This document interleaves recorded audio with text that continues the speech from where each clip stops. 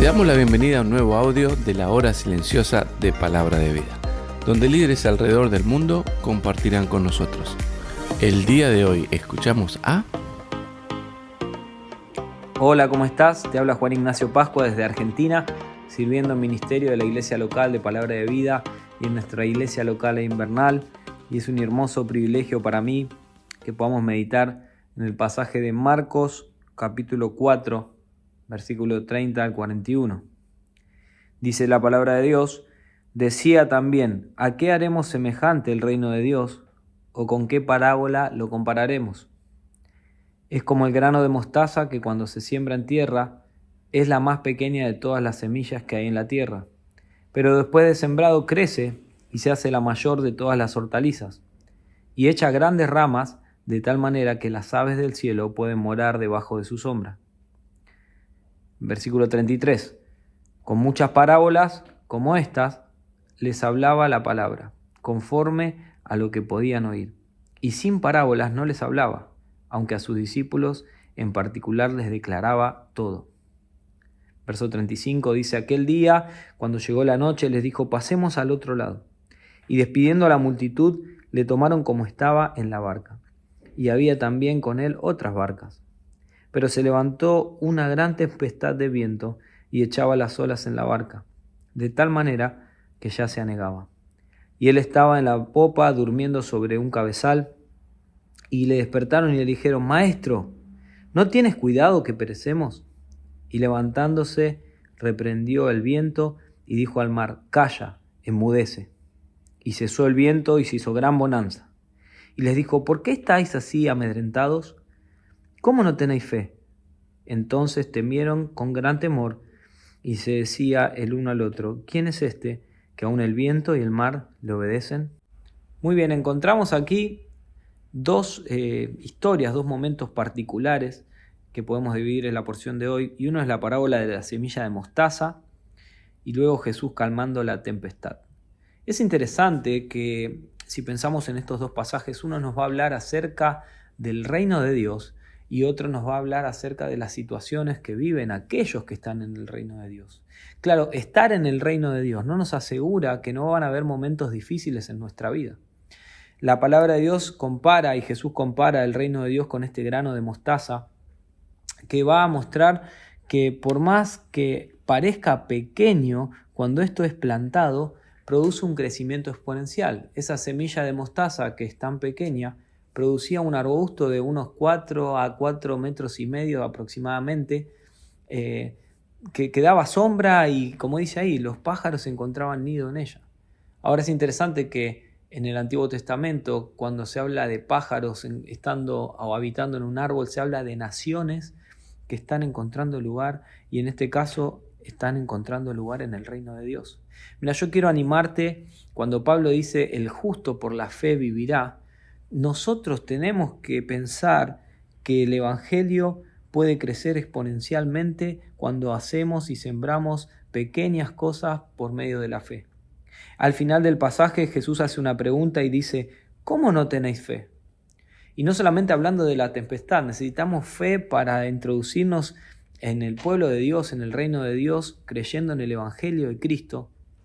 Pero también necesitamos fe para saber que nosotros podemos predicar el Evangelio con nuestras palabras y también dando testimonio con nuestras acciones, y Dios puede transformar, porque el reino de Dios es más grande de lo que nosotros podemos pedir o entender.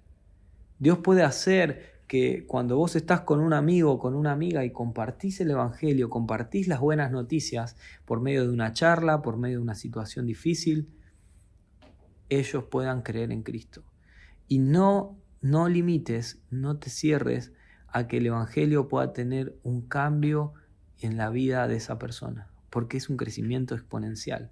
Por ahí lo vemos algo pequeño y decimos: y no sé si esto va a funcionar, no sé si esto va a ser útil para esta persona, pero te animo a que pienses en eso.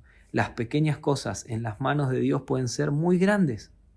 Pero no solamente nosotros somos llamados a ser salvos por medio de la fe. Pablo lo decía, ¿no? Mas el justo por la fe vivirá. Sino que luego me encanta porque en Hebreos él dice: mas el justo vivirá por la fe. Y hay situaciones en la vida donde tenemos que entender y recordar que no solo fuimos salvos por medio de la fe, sino que somos llamados a vivir una vida de fe. Fe en medio de nuestras tormentas. Necesitamos fe para entender que el reino de Dios puede tener un crecimiento exponencial y un poder en la vida de cada una de las personas que conocemos, pero también necesitamos fe para atravesar las circunstancias que nos tocan vivir. A este punto Jesús había mostrado su poder para perdonar pecados, para sanar enfermos, para sacar demonios, pero también nos muestra hoy su poder para sosegar la tempestad. Aquel que aparentemente duerme tiene todo bajo control y por eso duerme. Es interesante, ¿no? Jesús en medio de esta tormenta y ahí la palabra habla de un viento fuerte, quizás una ráfaga de viento. Podemos pensar en un torbellino y en el contexto de estas personas que conocían el lugar, que eran pescadores, que habían vivido quizás situaciones similares, estaban seguros de que iban a perecer, de que su vida podía llegar al final. Y fíjate que habla de otras barcas también, no sabemos quizás si ellos habían visto alguna que otra barca caer o ser derribada por el viento, pero ellos acuden a Jesús. Mirá, en la vida cristiana nosotros necesitamos fe para vivir las circunstancias. Y el Señor está ahí para darnos descanso, aún en medio de las tempestades de la vida. Descanso aún en medio de la falta de control de las situaciones.